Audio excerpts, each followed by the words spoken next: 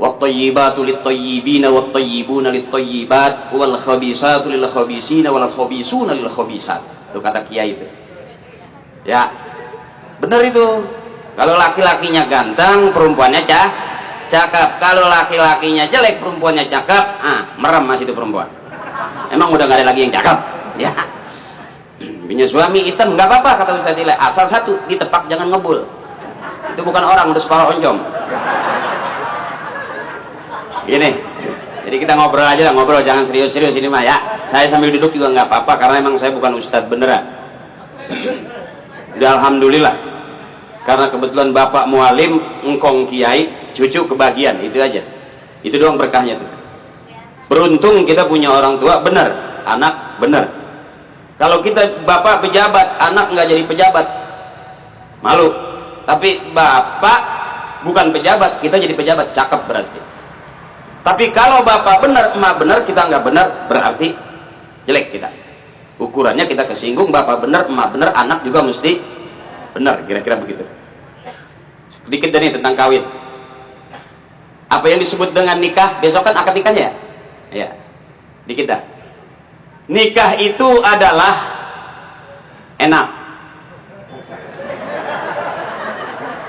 Jadi kalau orang yang nggak nikah, yang nggak mau nikah sampai sekarang, berarti dia nggak tahu yang enak-enak. Karena nikah adalah enak. Masuk kamar enak, duduk di pelaminan enak, tanda tangan disaksiin enak, besok sampai kita di kamar walaupun malamnya berasa sakit, paginya sakitnya juga sakit, enak. Berarti nikah itu adalah enak. Udah segitu aja sahabat ya. Nyari duit goceng.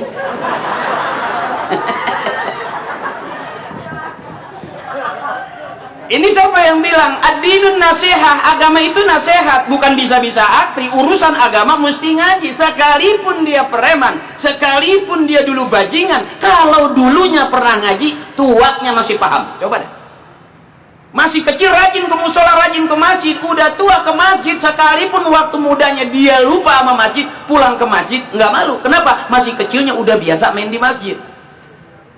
Makanya kalau punya anak nakal di masjid masih lebih bagus daripada dia nakal di jalanan.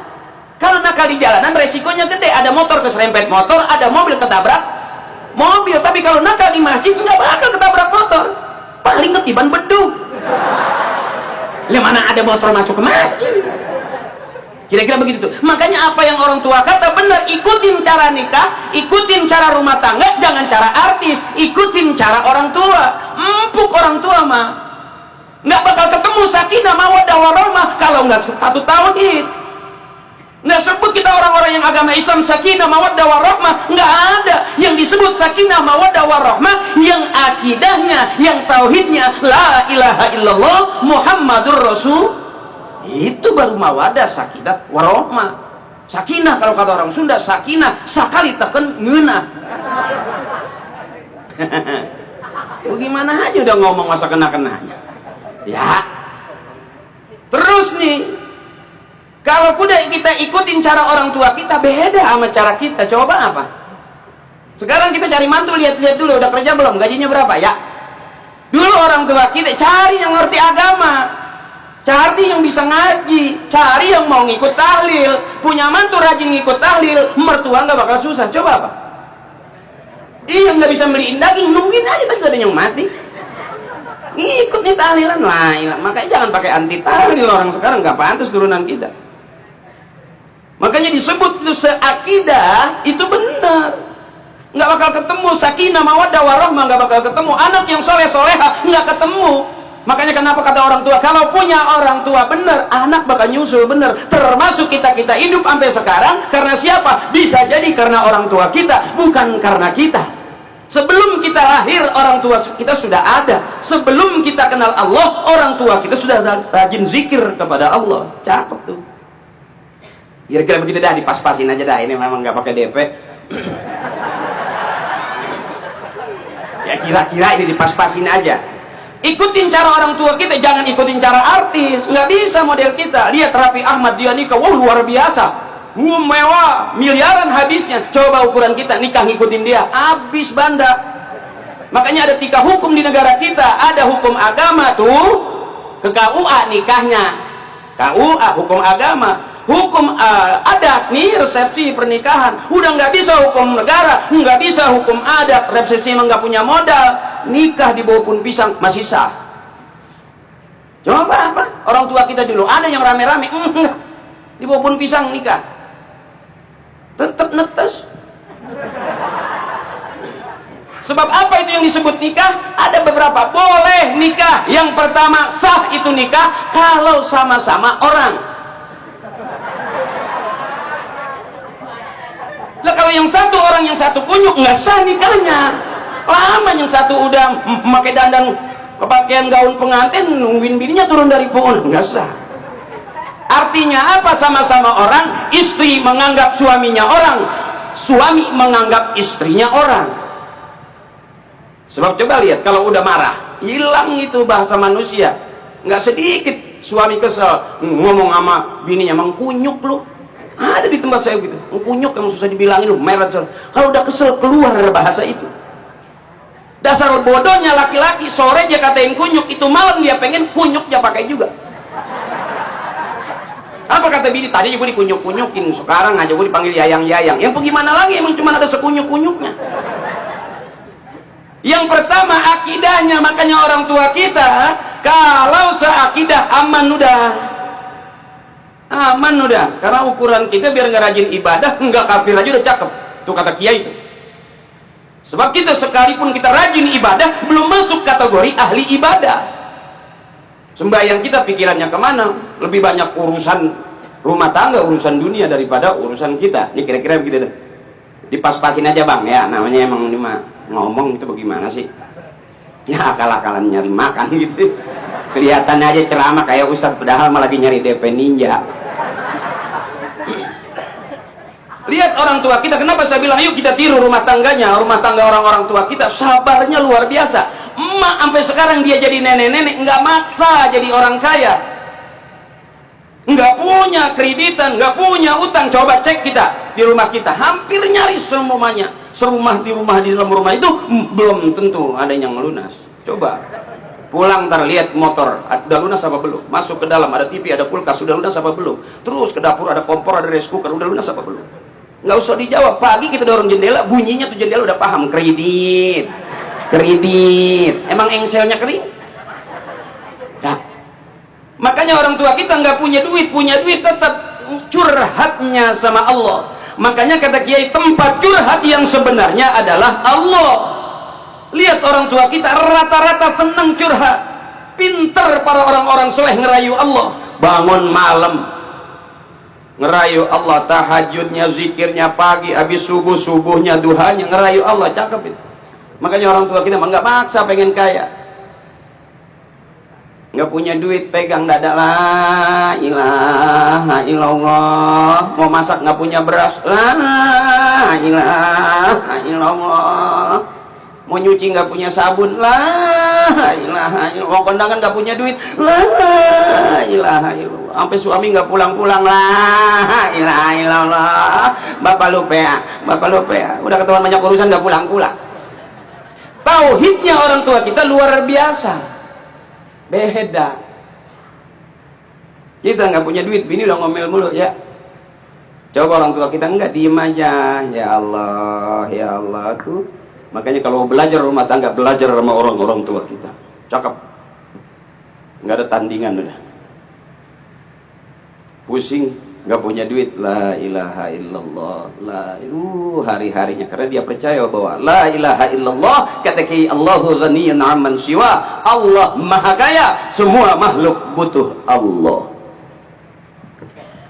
Jadi kalau punya kita jadi bini, Pak, benar kata Ustaz Sile, kalau saya nambahin doang udah, yang rajin ibadah cakep dah. Cuman kita serajin-rajinnya kita belum masuk kategori ibadah. Allahu Akbar dalam sholat kita sebut Allahu Akbar, Allah maha besar. Tapi begitu kita sholat, Allah ternyata enggak besar. Yang lebih besar adalah urusan kita, rumah tangga kita, kebutuhan kita. Allahu Akbar dalam sholat kita sebut banyak ucapan Allahu Akbar. Tapi isi dari sholat kita ternyata Allah tidak banyak, masih lebih banyak urusan dan persoalan hidup kita. Jadi enteng-enteng aja. Makanya orang tua kita mah dulu nggak takut punya anak banyak. Kalau kita kan punya anak 1, 2 kelar udah. Mau bunting lagi, ngitung dulu, ngitung ntar berapa duit buat lahirannya, biaya sekolahnya. Dulu emak kita anaknya masya Allah sampai 13. Emak saya anaknya 13. Nggak pernah takut susah. Emang susah udah turunan. Apa yang ditakutin? Emak susah, bapak susah, kakek susah, nenek susah, sampai kita susah juga. Emang udah kompak sama kita. Ternyata mendingan susah. Aman, nggak diudak-udak orang. Masuk juga mati, malaikat nanyanya, dari mana uang kamu, kemana kamu belanjakan? Emak jawabnya empuk, ya Pak Malaikat duit dari mana? Yang bangun tidur punya duit 50.000, begitu bangun tidur gitu dong, breng pagi, nah cabai terasi bawang, sayur bening. Besok begitu lagi cabai terasi bawang, sayur bening. Sampai saking beningnya itu sayur ditaruhin ikan cupang hidup. Bukan susah belangsak, makanya beruntung kalau punya mantu, punya suami rajin ngikut tahlil, cakep. Saya emang nggak berani bid'ahin tahlil kayak orang-orang. Sebab tahlil itu la ilaha illallah. Kalau orang nggak suka tahlil berarti bisa kafir katanya. Biasanya saya belajar, yang udah mati, yang belum mati kirimin Fatihah. Summa ila ruhi bapak ini bin bapak itu bin bapak ono, bapak ini bapak itu bapak ono, no Al-Fatihah. Ya kan belum mati. Kita latihan, makanya anak-anak muda jangan ikut-ikutan. Sekarang kan banyak banget aliran, jangan kata aliran yang benar, yang sesat aja rame diikutin. Ya, makanya hati-hati banget ya, biarin kita dikatain bego, dikatain tolol, biarin. Mendingan tolol, selamat daripada pinter kejeblos. Tuh orang tua kita, biarin pura-pura susah aja. Emang udah dari sononya susah, dari uratnya udah kelihatan. Jangan maksa pengen kaya. Tapi pada saat kita sudah akur, udah aman, nggak akan ketemu yang jelek-jelek. Kalau landasannya udah la ilaha illallah Muhammadur Rasulullah, dah ketemu tuh sakinah, mawaddah, warahmah. Kalau saya bukan lagi sok ngerti, bukan. Itu tadi, agama itu nasihat. Kalau acara perkawinan saya berani suruh ceramah, tapi kalau acara kematian belum berani. Kalau acara perkawinan kan kita udah ngalamin nikah, makanya berani ceramah. Kalau acara kematian nggak berani, saya orang belum pernah mati sih. Dan bukan berarti kalau orang yang nasihatin perkawinan itu berarti orang yang udah paham rumah tangga aja bagus, rumah tangga aja belum tentu. Ada orang begitu ribut mulu suami istri, dia curhat sama kiai, bagaimana sih saya sama bini saya berantem mulu. Besok begitu lagi, datang keduanya, kiai bagaimana sih, nggak ketemu kiainya, gimana ya, api baru aja kesel kabur dari rumah. Ternyata persoalan hidup, persoalan perkawinan, persoalan rumah tangga nggak semuanya sama kita. Ke kiai pun juga udah biasa. Yayang-yayangan pertama kesonoin mah belum tentu habis urusan sama ambak-ambakan kemana aja. Tuh, tamak. Jadi sekarang bagaimana caranya kita supaya ke depan jadi manusia rumah tangga yang lebih baik? Tiru orang-orang tua kita, tiru cara hidup rumah tangga orang-orang tua kita. Sabarnya luar biasa. Sekalipun nggak dibeliin mobil, nggak dibeliin rumah mewah, tapi awet sampai sekarang. Lihat selebriti yang rumah tangganya bagus, mobilnya banyak, awetnya kurang. Lebih awet pernikahan rumah tangganya orang-orang tua kita dulu. Gitu Pak. Udah malam. Ya. Pok udah capek Pok? Udah capek Pok? Udah. Capek dong. Kalau mau nggak capek-capek nggak bisa habis. Ini bukan lagi saya nasehatin, nggak. Kira-kira begitu tuh. Jadi model-model kita ukurannya, sekalipun benar belum tentu kita bisa jadi ahli ibadah. Dari zamannya, hidupnya, urusannya udah tidak sama lagi seperti urusan orang-orang tua kita. Masya Allah, luar biasa. Orang tua kita udah nggak ada yang nyalain lagi. Cakap, siapa orang yang bagusin emak bapaknya, nanti dia bakal dibagusin anak cucunya. Siapa orang yang sering kirimin Fatihah ibu bapaknya, nanti anak-anaknya bakal kirim Fatihah buat dia. Makanya beruntung udah kita punya orang tua baik sampai sekarang. Ente udah nikah belum? Belum? Nikah kalau udah sanggup, jangan pakai nungguin kaya lama. Bener. Ada orang yang ngomong dulu baru nikah, ada yang udah nggak kuat nikah dulu baru ngomong. Kalau dia tahu kalau ngomong lu emang bapaknya nggak punya duit, anak udah pada habis, kan pusing, nggak jadi lagi. Iya, punya duit celengin nikah aja terus ngomongnya belakangan. Anak apa itu? Emang separuh PA udah dia. Ya, saya ngomong lagi, ada lagi, ngomong lagi, ada duitnya, ngomong lagi, wah panjang dah tuh. Akhirnya doa restunya lama gitu. Anak laki mah nggak apa-apa, nggak usah takut-takut daripada kencing ngebet. Kelamaan nahan, ya. Kalau gue mau gitu aja, gue anak-anak muda kalau kira-kira daripada wah main bebelnya di handphone isinya apaan itu? Ya di YouTube isinya apaan itu? Kalau yang demen ngaji dia lihat, oh kiai yang ceramah. Kalau yang kira-kira bengong-bengong malam-malam ngapain dia liatin? Ya kan ya aduh. Main bigo udah urusan. Nah, emang bagaimana mau jadi anak muda ahli ibadah, orang lihatannya juga yang begitu mulu. Iya. Nah, makanya anak muda kalau deket sama ahli doa cakep, bener, udah kumpul sama orang tua deketin ahli doa, kebagian barokahnya. Gue juga bangor dulu, gue mau terang-terangan aja bangor, bukan orang soleh, melek mata, emang hidup susah. Pulang dari pondok hidup susah, boro-boro kita kemana aja, apa aja gue sikat. Tapi akhirnya kita mau kemana lagi? Sejauh-jauh kita pergi kita pasti pulang. Tuh, ya bener. Sejauh-jauh kita jalan tetap kita harus pulang. Mana modal pulang kita? Amal soleh.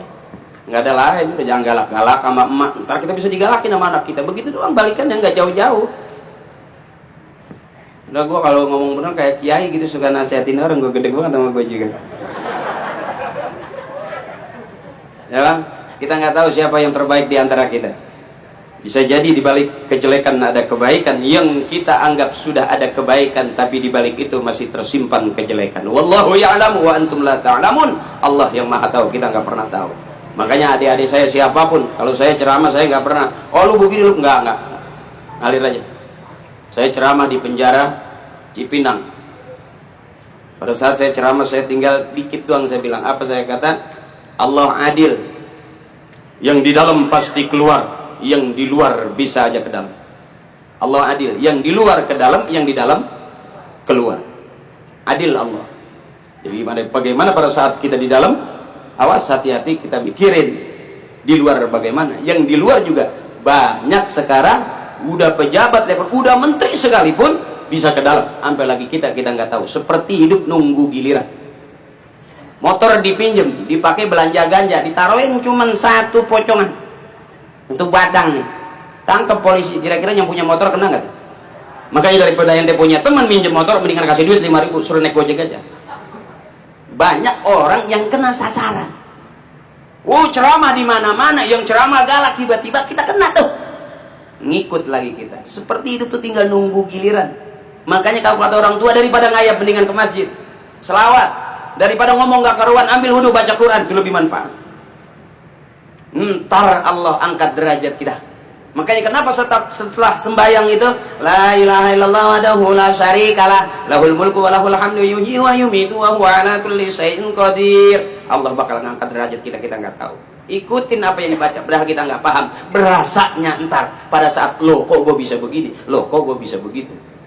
Jangan berteman sama yang sembarangan sekarang. Saya nggak berteman sama pelawak. Bukan berarti nggak mau ceramah, emang nggak ada yang ngajak. Tapi apakah selamat? Bisa jadi. Banyak orang yang pinter, so pinter, yang hancur malah yang pinter. Tapi yang bodoh nggak punya motor, nggak punya. Makanya kenapa orang mati jatuh dari motor? Karena dia punya motor.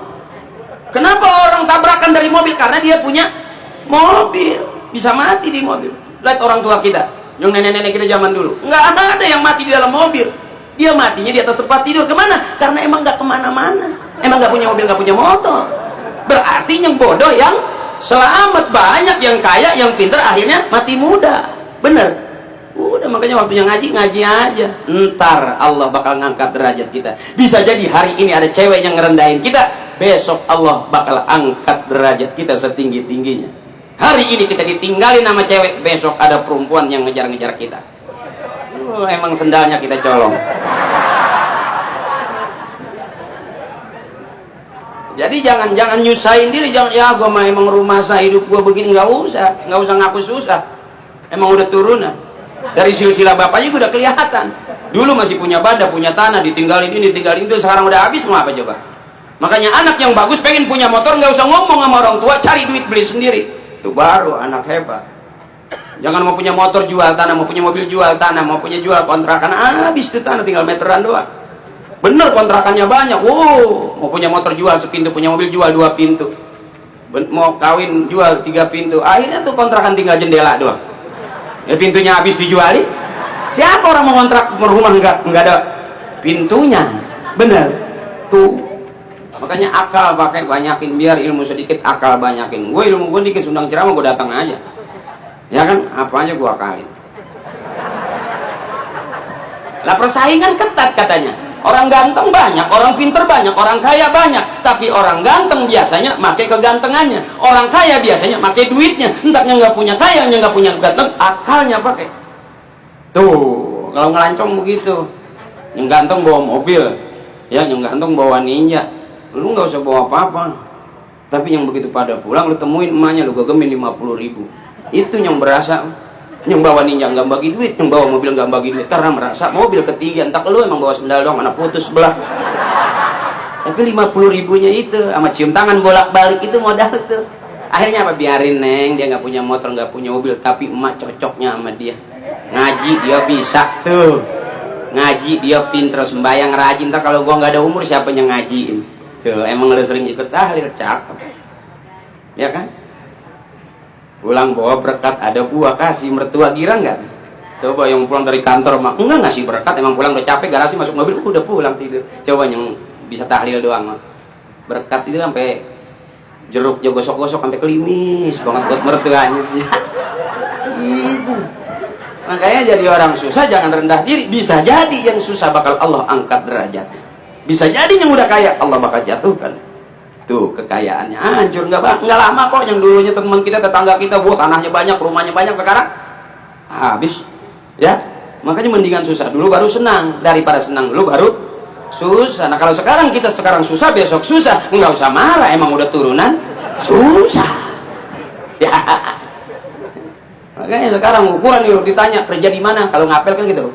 Mertua sekarang nih, empom-empom sekarang lebih seneng ngelihat satu bawa ninja, ya kan, masuk deh, ada tuh sushi di dalam, ya, entak yang bawa kain sarung, no dijemput ngaji, no jemput ngaji bahasanya, bener.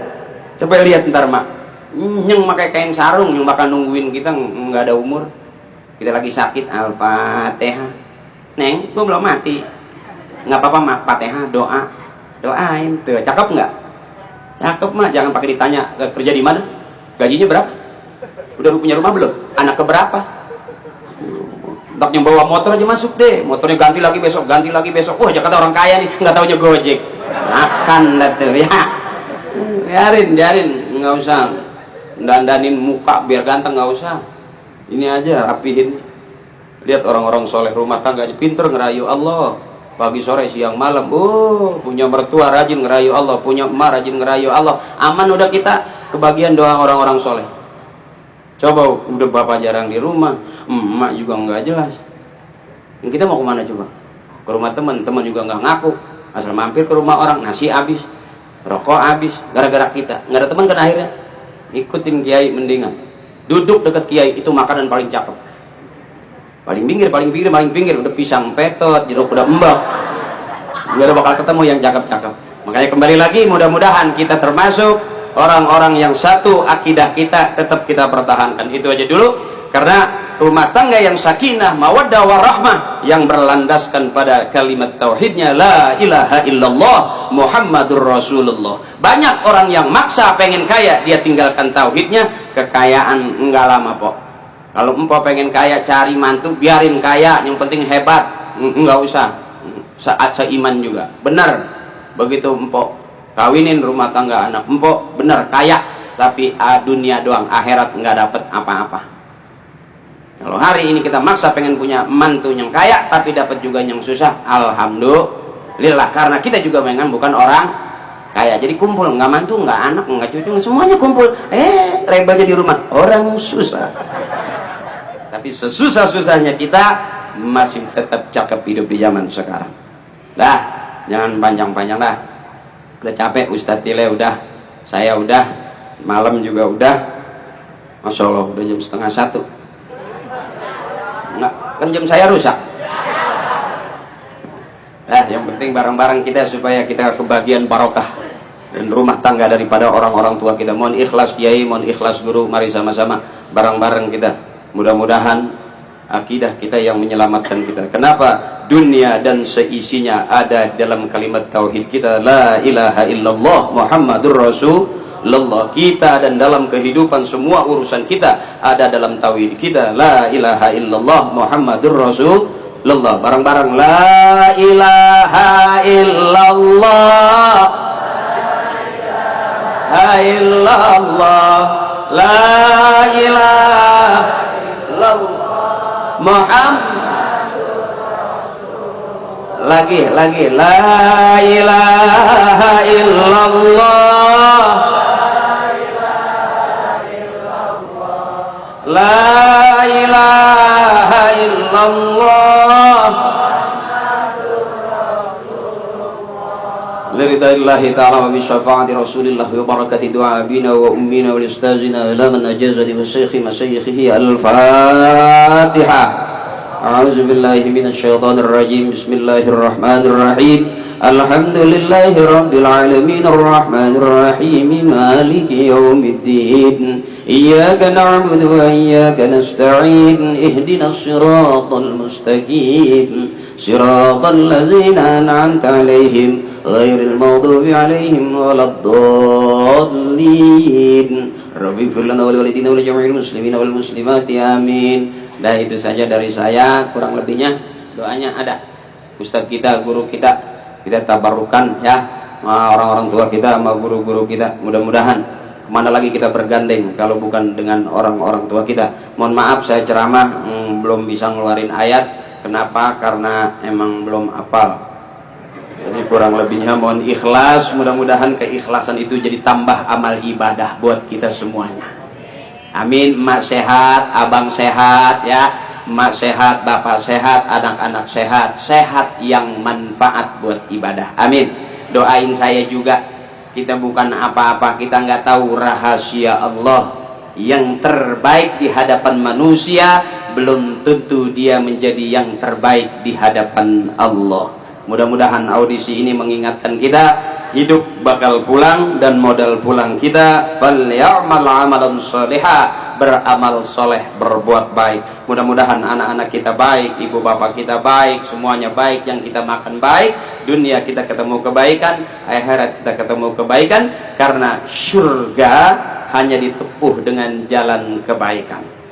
Itu saja yang dapat saya sampaikan, kurang lebihnya mohon maaf, mohon ikhlas, seikhlas-ikhlasnya. Sekali lagi mudah-mudahan keikhlasan itu jadi tambah amal ibadah buat kita semuanya.